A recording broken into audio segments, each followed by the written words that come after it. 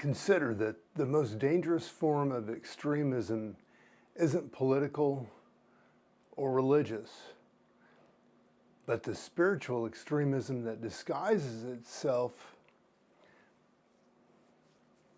or disguises self-destruction as purification, scientific arrogance that mistakes intellectual sophistication for wisdom, and environmental collapse that mirrors our collective psychological breakdown.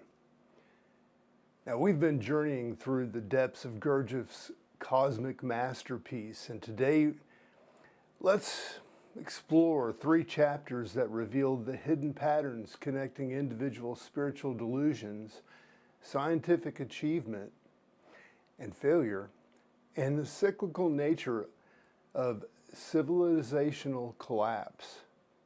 These teachings expose the profound interconnections between personal psychology and planetary health, showing us how inner distortion manifests as outer catastrophe.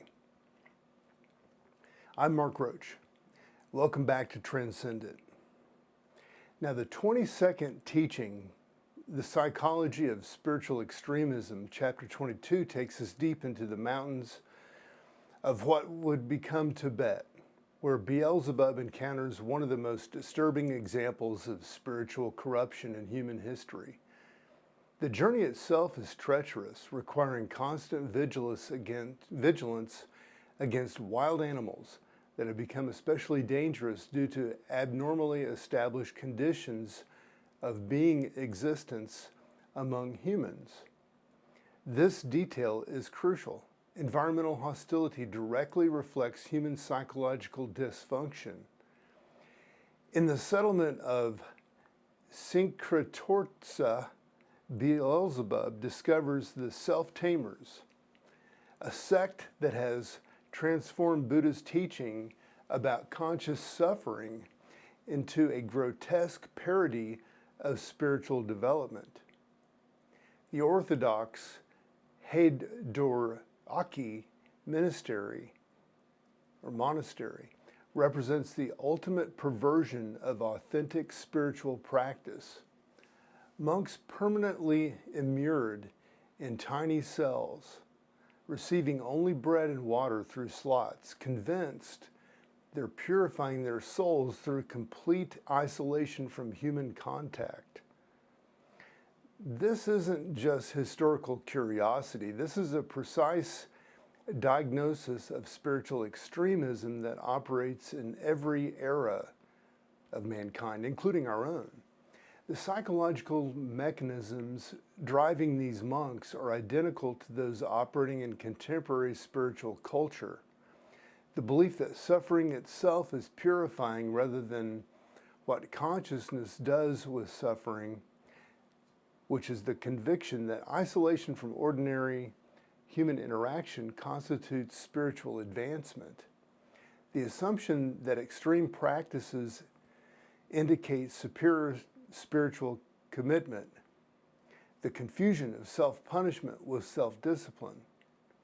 Now, modern research on religious extremism validates Gurdjieff's analysis completely. Studies show that extremist spiritual practices often emerge from the combination of social isolation, rigid belief systems, and the psychological need to feel special or superior to others. The pandemic years recently revealed how social isolation can become a risk factor for radical thinking, with people spending more time online seeking answers and meeting. But the most profound insight in this chapter is how spiritual extremism creates environmental consequences. The wild animals becoming dangerous isn't a metaphor. Research now demonstrates that environmental factors significantly impact mental health, and conversely, that collective psychological dysfunction manifests as environmental disruption. Climate change, ecological destruction, and environmental instability partially reflect the psychic pollution created by millions of people pursuing spiritual materialism rather than genuine transformation. The sectarian splitting between Orthodox and Katoshki hierarchy perfectly mirrors contemporary ideological fragmentation. Social media algorithms create echo chambers where people retreat into increasingly extreme versions of their beliefs, cutting themselves off from disagreement or challenge. Political discourse becomes tribal validation rather than genuine dialogue. Even spiritual communities fragment into competing approaches, each claiming exclusive access to truth. The wives and families rebelling against extreme practices represents natural psychological health asserting itself against spiritual pathology. Authentic spirituality enhances relationships and engagement with life rather than destroying them. When spiritual practice requires abandoning human connection, it becomes a form of psychological self-harm disguised as virtue. The 23rd teaching, the paradox of scientific achievement. Chapter 23 reveals Beelzebub's fourth descent to Earth, undertaken to collect specimens of apes for his Saturnian friend Gurdjieff hierarch scientific research.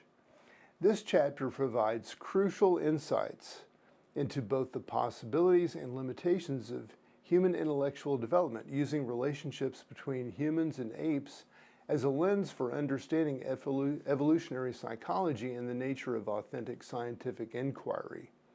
The revelation that apes didn't exist before the second great catastrophe and arose from cosmic miscalculation combined with human-created conditions challenges conventional evolutionary thinking.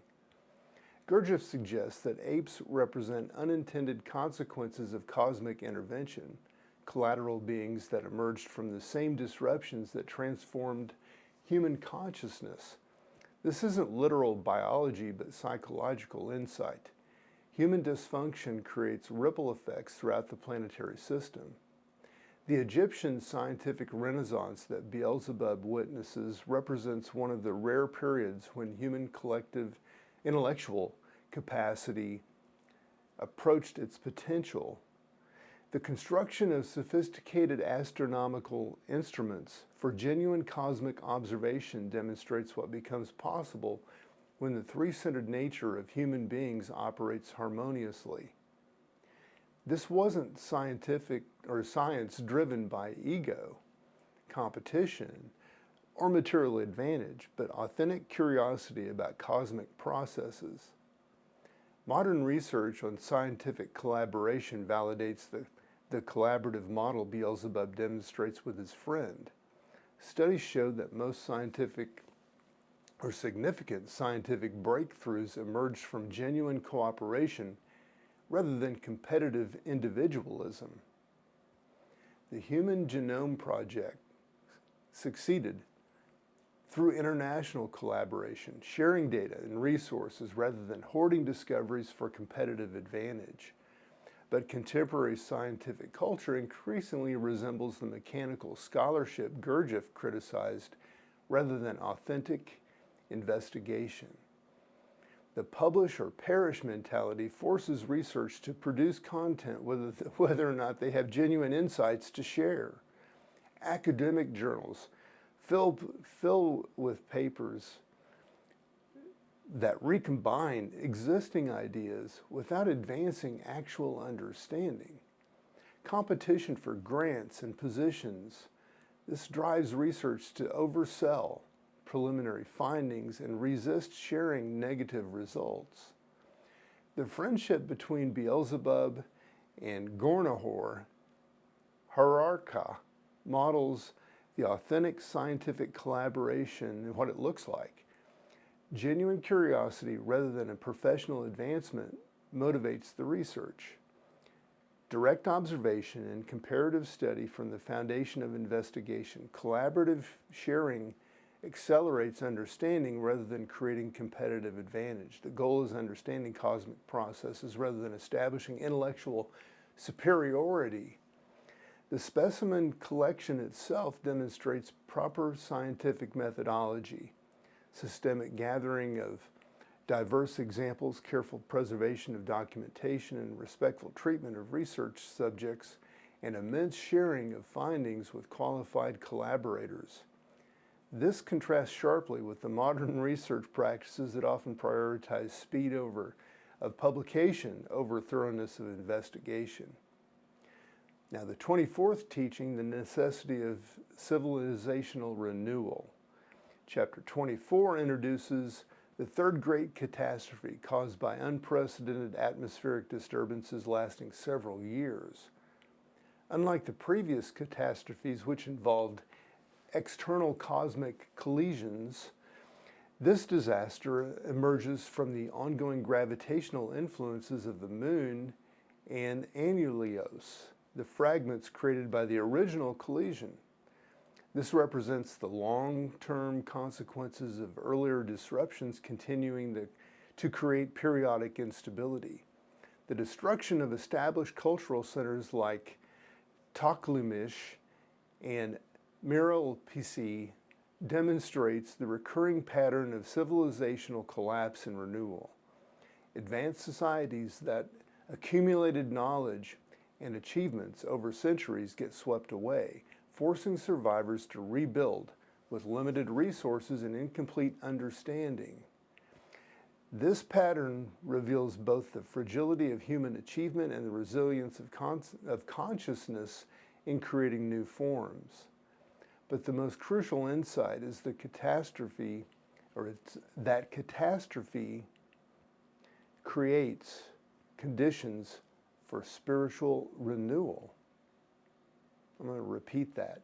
But the most crucial insight is that catastrophe creates the conditions for spiritual renewal. The destruction of familiar structures, forcing survival populations to confront fundamental questions about existence and meaning that comfortable stability allows them to avoid. Crisis becomes the catalyst for authentic spiritual development because it strips away the illusions and distractions that normally prevent genuine inner work. Modern research on post-traumatic growth validates this understanding. Studies show that people often develop greater psychological resilience, deeper relationships, enhanced appreciation for life, and stronger spiritual connections following major trauma or loss. Crisis can catalyze authentic development that wouldn't occur during periods of comfort and stability. The appearance of exceptional spiritual teachers following catastrophe represents the operation of higher cosmic laws that provide help when conditions become sufficiently desperate. This isn't supernatural intervention, but natural psychological and social processes. When familiar structures collapse, people become more open to genuine wisdom and more willing to undertake the difficult work of conscious development. Current global conditions suggest we may be entering such a period of necessary renewal. Climate change, technological disruption, social fragmentation, and institutional breakdown are creating conditions similar to those Beelzebub describes. Environmental catastrophes, political upheaval, and cultural conflicts are stripping away familiar certainties and forcing fundamental questions about how we want to live. Bring it all together here. The ecology of consciousness. These three chapters reveal the profound interconnection between individual psychology and collective environmental health. Spiritual extremism, scientific arrogance, and civilizational collapse. They aren't separate phenomena, but different manifestations of the same underlying disconnection from authentic being development. Chapter 22 shows how spiritual practices become corrupted when they prioritize form over essence, isolation over engagement, suffering over consciousness. The environmental consequences of human psychological dysfunction aren't metaphorical but measurable. Research demonstrates that air pollution impacts mental health, that urban density creates psychological stress, and environmental degradation correlates with social instability. Chapter 23 reveals the possibility of genuine scientific achievement when inquiry serves understanding rather than ego. The Egyptian Renaissance offers hope that human civilization can occasionally transcend its limitations and create genuine value. But it also warns against the corruption of authentic investigation into competitive careerism that serves personal advancement rather than truth. Chapter 24 establishes that civilizational collapse isn't failure but renewal, creating conditions necessary for authentic spiritual development. The recurring pattern of catastrophe and rebuilding reflects both individual and collective developmental processes. Personal psychological breakdown often precedes genuine growth, just as social upheaval can catalyze cultural transformation. For people navigating the challenges of 2025, these chapters provide both diagnosis and hope. The current environmental crisis reflects collective psychological dysfunction, but it also creates conditions for authentic transformation. The fragmentation of institutions and belief systems, while disorienting, opens space for genuine wisdom to emerge. The key insight is that environmental healing and psychological development are inseparable. You can't solve ecological problems through technological fixes alone if the underlying consciousness remains unconscious. Conversely, authentic inner work naturally manifests as more conscious engagement with environmental and social challenges. This requires moving beyond both spiritual bypassing and uses meditation to avoid practical responsibility and environmental activism that ignores the psychological sources of ecological destruction. Genuine response to our current crisis integrates inner work with outer action, personal development with social engagement, spiritual practice with environmental stewardship. The question isn't whether current global challenges represent catastrophe or opportunity. Like all the patterns Gurdjieff describes, they represent both simultaneously. The outcome depends on whether enough people are willing to use crisis as a catalyst for genuine development rather than as justification for retreating into familiar comfort zones. Are you ready to recognize how your personal psychological patterns contribute to collective environmental dysfunction?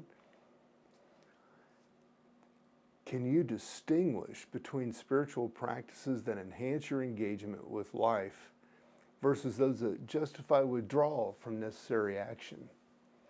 Will you use current global instability as motivation for authentic development or as an excuse to remain unconscious? The future of both human consciousness and planetary health depends on how we answer these questions. But as Beelzebub's observations reveal, crisis always contains the seeds of renewal for those willing to plant them consciously rather than waiting for others to do the necessary work. I'm Mark Roach, wishing you all the best.